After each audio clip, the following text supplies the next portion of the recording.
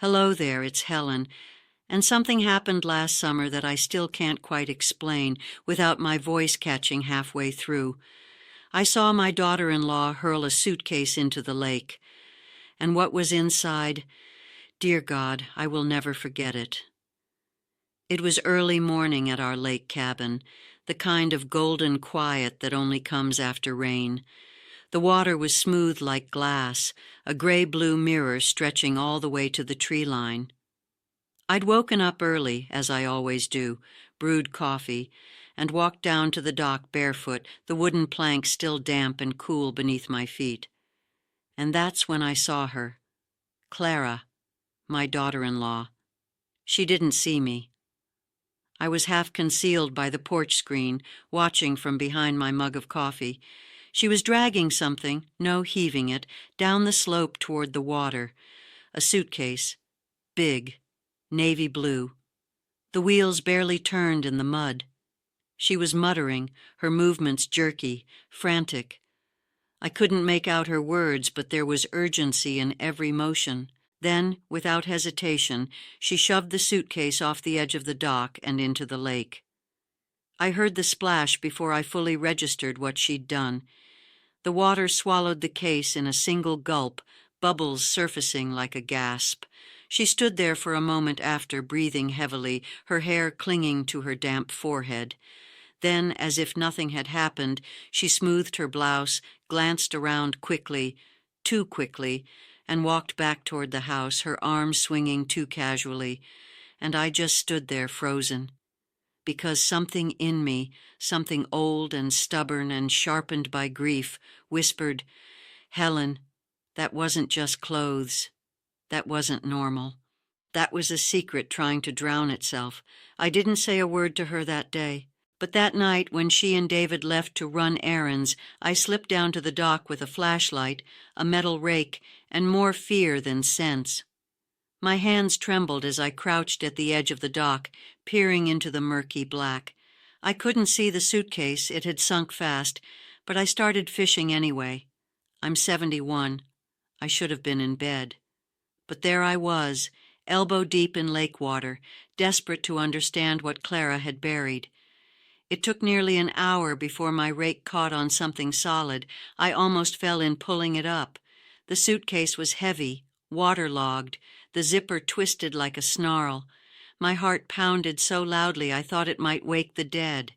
And maybe it did, because when I finally got the suitcase open, what I found inside didn't belong in any lake. Papers, dozens, soaked, half destroyed, but not entirely. A passport with my son's face, multiple checks with my name in the from field, bank documents, copies of what looked like forged signatures. But it was what I found next that stopped my breath completely. Photos, printed photos, at least 20 of them, all of me. Some recent, me watering the tomatoes in my backyard, at the bus stop, walking out of my church. Others, older. One of me and David when he was about 5, taken in the park near our old home. But all of them had something in common. They'd been marked, scribbled over, circled, annotated. On one of the oldest photos in thick black ink, someone had written, "Target maintains contact. Financial weak point, will fold under pressure." I dropped the photo like it had burned me. And then I sat there on the dock, with the suitcase cracked open at my feet, the truth rising like mist from the water. This wasn't just secrecy. This was surveillance. This was planning. This was intent. And it was all aimed at me. Shivering, I wrapped the suitcase in a tarp and stashed it under the shed. Then I walked back into the house where they slept, where she slept beside my son. And I wondered, who exactly did he marry? And why was she documenting my every move like a case study? But I didn't ask. Not yet. Because some answers don't come from questions. They come from waiting, and watching, and being ready when the truth finally steps into the light. And I promise you, I was ready. Just not for what came next. I didn't sleep that night. You'd think at my age I'd have earned some peace. But no. I lay in the guest bedroom of my own cabin, staring at the ceiling while the ceiling fan whispered in slow circles above me. The suitcase, sodden, silent, and still, sat under the old gardening shed, wrapped in a green tarp that smelled like mold and dead leaves. I couldn't stop thinking about the photos, the annotations, the word target. Me, a target. The same woman who'd babysat her grandchildren while Clara got lip fillers and business strategy massages. The same woman who once loaned her my pearl earrings for an event she never attended. It wasn't just betrayal, it was surgical, calculated, cold. And here's what will keep you up at night. David didn't know. I was sure of it. My son. My sweet, distracted David, who once cried when he stepped on a ladybug, who now ran 2 companies but still asked me how to make French toast over the phone. He wouldn't be part of this. He couldn't. But then why was his signature on some of those documents? Why was my name listed as a joint account holder for accounts I'd never even heard of? And the worst part was realizing I had no idea what I'd been signing over the last 5 years. Clara had a way about her, polished, impressive, always smiling. "Oh, Mother Helen, it's just a formality. David needs this for the tax people. It's for the kids' inheritance plan. It's so we can refinance that awful mortgage rate." And I, like the fool I didn't know I was, had signed, not every time, but often enough, because I trusted her, and because I trusted David. That morning I made coffee, real strong, the way Frank used to like it. The smell gave me comfort. While it brewed, I pulled out my own little notebook, the one I kept tucked between the bread box and the recipe cards. It wasn't much, just little notes. Who called, what bills I paid, reminders to check the roof for moss. But on the back page, I started a new list. What I know. Clara dumped a suitcase into the lake. The suitcase held forged financial documents and photos of me. Several documents had David's signature. At least 2 bank accounts list me as co-signer. Clara is hiding something. I tapped the pen against my chin. Then I added a 6th line. This goes deeper than money, because I could feel it. Deep down, under the fear and the confusion and the sheer disbelief, I felt it like a pressure behind my ribs. Something ugly was blooming beneath the surface, and Clara was just the tip of the spear. That afternoon I called the only person I trusted with this kind of thing, my niece, Maya. Maya's sharp. Always has been. She's a forensic accountant. Used to work for the IRS until she got tired of men in suits taking credit for her work. Now she freelances, helps women untangle finances from messy divorces and retirement fraud. She answered on the 2nd ring. "Aunt Helen? What's wrong?" I hadn't even said a word yet. I cleared my throat. "Maya, darling, I need your help. And I need you to come to the lake." She didn't ask why. She just said, "I'll be there in 4 hours." 4 hours later, we were sitting on the back porch, the suitcase between us, steam rising from our mugs. Maya wore those square glasses of hers, and her hair was tied back in a tight braid. She opened the suitcase slowly, like a surgeon prepping for something delicate, and as she flipped through the contents, her expression shifted. First curiosity, then confusion, then something colder. When she looked up, her voice was quiet. "Auntie, this isn't just shady, it's dangerous. Some of these are federal-level fraud. And look," she held up a page, pointed to a routing number, "this account is offshore." My stomach dropped. "You mean Clara's hiding money?" Maya gave a humorless smile. "No, Auntie, you're hiding money. Or at least, that's what this would say if the IRS came knocking." The cabin spun a little. I don't even know how to open an offshore account," I whispered. "I know." Maya's voice softened. "That's what makes this so terrifying. They've used your name, your ID, probably even your Social Security number. Someone's been building a trail. My throat felt like sandpaper. Why would she do this? Maya didn't answer right away. She reached for another folder. This one, different from the others, thicker, and labeled Power of Attorney, Draft Version. I stared at it. I never signed a power of attorney, I said. Never, not even when Frank was sick. Maya held up a page, her brow furrowing. This is a draft, not filed yet. But it's got both your name and David's, and it's written in a way that gives Clara full authority over your bank accounts, your house, your medical decisions. The lake outside was still, quiet, too quiet. My own voice came out in a whisper. She's trying to take everything, and Maya just nodded. That's what it looks like, Auntie. And if this is what she threw away, imagine what she's still hiding. I closed my eyes, felt the soft ache of too much trust, too much love, given to someone who had only ever smiled while she pulled the floor out from under me. But I wasn't broken, not yet. And I had no intention of going down quietly. I think I always knew that something was off about Clara. You know that feeling, when a person's smile is just a little too polished, when their compliments land just a beat too late. For years I convinced myself it was just our differences, that maybe I was old-fashioned and she was modern, that her chilliness was confidence, not calculation. But after Maya left that night, with copies of the suitcase documents in a zippered folder and a promise to dig deeper, I sat alone with a memory that wouldn't leave me. David, 3 years ago, standing in my kitchen with a strange look in his eyes. "Clara wants us to help with your accounts, Mom," he'd said gently. "Just make sure everything's handled, you know."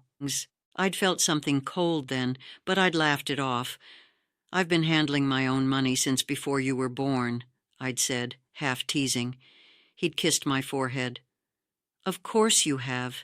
It's just, you never know." Now I knew. Clara had been laying the groundwork for years, but what I didn't expect, what hit me harder than anything else, was what Maya discovered 2 days later. She called me at 8:17 in the morning. I was in the middle of folding laundry, a damp dish towel still in my hand. Her voice came fast, urgent. "Aunt Helen, I found something." I sat down. "Go on." "She's opened a trust in your name. It's disguised through 2 shell companies. One's registered in Delaware, the other in the British Virgin Islands. And get this, David's listed as the successor trustee, not primary. So Clara, she's the primary. She has full control if anything happens to you." "But I never signed anything." There was a pause, then. "That's the thing. I think someone did, and I don't think it was you." I stared at the wall.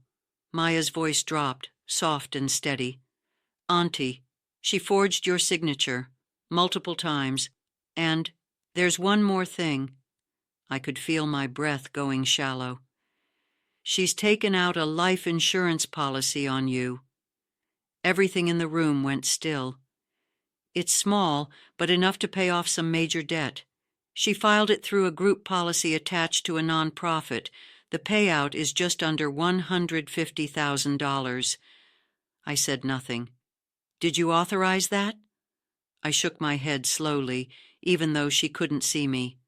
"No, never." And that's when I felt it. Not fear, not even rage.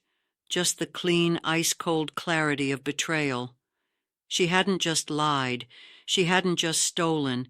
She had written the beginning of my disappearance. That afternoon, I opened every drawer in the cabin, every cabinet, every coat pocket. I was looking for more documents, anything that might have slipped past Maya's first sweep. Instead, I found something else. A phone, an old burner type tucked in the back of the linen closet, hidden behind a stack of mismatched sheets. It was off, but I charged it, hands trembling. When it lit up, the home screen showed exactly 3 apps: a clock, messages, and email. The email app had 1 account logged in. clara.l.hayes.private@protonmail.com. The inbox was mostly empty, but the sent folder, my God. She'd been emailing someone for over a year, every message clinical, brief. Updates on financial documents, timelines, vague phrases like, "The subject shows signs of decline," and "We're progressing toward POA filing." But one thread stopped me cold. Subject, exit strategy. It was from 4 weeks ago. Phase 3 begins mid-August. The subject is spending extended time at the lake. Once the POA is filed, we proceed with full transition. Timing must align with David's business trip to Milan. Do not contact unless urgent. Keep disposal plans clean. Disposal. That word did something to me I still can't name. Was I the subject? I looked out at the lake. Calm. Quiet. Deep. Clara had thrown the suitcase in like she'd done it before, like she'd practiced. Was that all this was to her, a disposal plan? And my son was going to be out of the country? Suddenly every kind word she'd ever said, every cup of tea she'd made, every concerned look she'd given me over how tired I seemed, became something else entirely. She wasn't trying to help me. She was trying to erase me. I stared at my reflection in the window. 71, white hair in a loose bun, a face lined with years of living and loving, and I said the words out loud. She thinks I'll go quietly, but I wouldn't, not now and not ever, because I had just one job left to do: survive. I didn't leave the cabin for the next 48 hours, not because I was scared, but because I was preparing. If Clara was setting the stage to quietly take my life apart or end it altogether, I needed to do what I'd done my whole life: outthink, outlast, and out-truth her. This wasn't just about me anymore. This was about David, about showing him, once and for all, the woman he'd married, and if I couldn't convince him with words, I'd do it with evidence. Maya arrived again that Saturday, this time with a printer, 2 binders, and something that looked like a legal warfare starter kit. She moved like a woman who knew exactly what she was doing and exactly how much time we didn't have. We printed everything: the suitcase photos, the trust documents, the forged signatures, the burner phone emails, every chilling line, every euphemism for my exit. We even mapped out Clara's web of shell companies, connecting dotted lines between addresses in Delaware, fake executives, and a post office box in Las Vegas. When we were done, I stared at the 2 thick binders on the table, one for the lawyer, one for David. I reached for the second and slipped in a photograph of him and me. He must have been 10. He had a gap in his teeth and cake on his nose. I was laughing in the background, holding a candle. "Why this one?" Maya asked softly. "Because," I said, "I want him to remember who I was before she told him I wasn't." But the real breaking point came Sunday evening. Clara returned. She wasn't supposed to be there. David was still in Milan, and the cabin was supposedly ours for the week. But at 6:12 p.m., I heard her car tires crunching over the gravel. My hands were inside a mixing bowl. I'd been baking banana bread, of all things. Something about the smell gave me comfort. The second I saw her through the kitchen window, I knew something was wrong. She looked smug, not anxious, not apologetic. She was wearing a crisp white blouse, high-waisted pants, and a watch I recognized as a Cartier. The same one David had given me on my 60th. I had thought I'd lost it. Now I knew where it had gone. She came through the side door like she owned the place. I didn't greet her. "Oh, Helen," she said like we were old friends. "Didn't David tell you? I decided to come up early. We needed some fresh air." My blood chilled. Then I saw the child, a boy, 7, maybe 8, stepping in behind her. "Say hi to Grandma," Clara said sweetly. The boy stared at me blankly, then looked down. My voice caught. "Who is this?" Clara smiled. "This is Jack. My nephew." She tilted her head, watching me. "His mother's having a hard time. We thought some lake time would be good for him." We, again. Something was off. Off in the way Clara gripped his shoulder. Off in how the boy didn't speak. Off in how his small backpack was brand new. "I'm not comfortable with this," I said carefully. Clara's eyes flashed something sharp. "Well, that's your choice," she said, walking past me into the kitchen. "But I'm staying." And just like that, she started unpacking. With the ease of someone who knew the place better than I ever wanted her to, I didn't stop her, not then. Instead, I went outside, pretended to water the hydrangeas, and called Maya. She answered on the first ring. "She's here," I whispered, "and she brought a child." There was a long pause. Then, "A child. She says it's her nephew, but Maya, the boy looks nothing like her, and he's scared. I can feel it." Maya's voice was quiet but deadly. "Do not confront her. Not yet. Let me dig. In the meantime, keep him close. She may be using him for something." That night, I slept with one eye open. I kept the door to my bedroom locked and the burner phone under my pillow. Around midnight, I heard Clara in the hallway, walking past my door twice, slowly, purposefully. And at 3:16 a.m., the screen of the burner phone lit up. New message, from a number I didn't recognize. "Phase 3 can proceed. Confirm no loose ends." No name, no signature. I didn't reply. I didn't breathe for what felt like 10 minutes. The next morning I made breakfast, bacon, eggs, toast. Jack came down first, rubbing his eyes, hair tousled. He looked at the food like it might disappear. "Are you hungry, sweetheart?" I asked gently. He nodded, but said nothing. I handed him a plate and crouched beside him. "Do you like it here?" He looked up, his voice barely a whisper. "She said if I stay quiet, I get to live here forever." My stomach dropped. "What do you mean, baby?" He looked around, terrified. I wasn't supposed to say that. And that's when it hit me. Jack wasn't a guest. He was a prop, a pawn, a piece in a plan I hadn't even begun to understand. By the time Clara came down, perfectly dressed and smiling, I had already called Maya. And this time, I told her the truth I'd been afraid to admit. She's not just stealing from me. I gripped the phone with shaking hands. She's planning something darker, and she's using that child to do it. Maya didn't hesitate. "I'm coming now." She paused. "And Helen, lock your door. Don't eat or drink anything she gives you. Watch her eyes. Watch everything." I hung up and turned to Clara's smiling face. "More tea, Mother Helen?" she asked sweetly, lifting the kettle.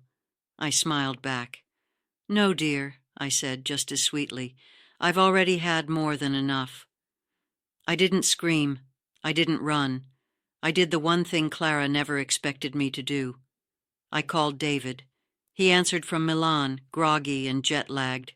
His voice was soft, familiar, my boy again, thousands of miles away, still calling me Mom. "Is everything okay?" I glanced at Clara across the kitchen. She was leaning casually against the counter, cradling her tea like nothing was wrong, but her posture had stiffened. "No," I said. "Nothing is okay, and you need to come home. Now." "Mom, what's going on?" "I found what she threw in the lake, David. I found the suitcase." Silence. I could feel him trying to understand, trying to protect her, even now. I spoke calmly, evenly. Inside were documents, forged bank forms, copies of my signature, on trusts, on power of attorney drafts. There were photos of me, tracked, annotated, like a surveillance file. I looked Clara in the eye. And emails, sent from her private address. Emails with phrases like, "Proceed with transition and keep disposal plans clean." David exhaled, sharp and shaky. "No," he said. But his voice had changed, not in disbelief, in fear. She's sitting in my kitchen right now, I continued, with a child she claims is her nephew. He doesn't speak. He flinches when she enters the room. He told me, she said, if he stays quiet, he gets to live here forever. David was silent. Then, in a voice I've never heard from my son before, "Put her on." Clara's smile froze. "David, put her on." She took the phone like it burned. "Darling, your mother is—" "Stop." His voice was steel. "I want to hear it from you. Did you open a trust in Mom's name?" She hesitated. "It's more complicated than that." "Did you take out a life insurance policy on her?" "David, did you forge anything?" Her hand was shaking now. I saw it. "She wasn't cooperating," Clara finally whispered. "She doesn't see what we're building." I stood very still. David's voice cracked. "You were going to let something happen to her, weren't you?" "She's old," Clara snapped. "She forgets things. She has no one. We could have done this quietly." That's when I took the phone back. "I'm not a memory, David. I'm not a signature. I'm not an obstacle. I am your mother." He didn't say a word. He didn't have to. I heard the first tear in his voice. "Come home," I told him. "Come see for yourself." And then I hung up. Clara tried to flee that night. She packed quickly, stuffed papers into a bag, told the boy to grab his shoes. But she hadn't counted on Maya. Maya had been watching the whole time, from the driveway where she'd parked out of view. She stepped out of the shadows like a fury in jeans and a flannel shirt. "Going somewhere, Clara?" Clara froze. Maya lifted her phone. "You're already on record, and law enforcement is en route. Oh, and by the way, your nephew? He doesn't exist in any school or family registry, but he is safe now." The boy stepped behind me. I felt his small hand take mine. That was the moment Clara knew it was over. She didn't cry. She didn't beg. She looked at me with fury and hate and fear all tangled into one expression and said, "You ruined everything." I looked at her for a long moment. "No," I said softly. "I saved it." The police arrived 6 minutes later. She didn't resist. She didn't look back. And when they closed the door of the cruiser, I felt a silence settle over the cabin that I hadn't known in years. It wasn't fear. It was peace. And for the first time in a long time, I believed I might survive what came next.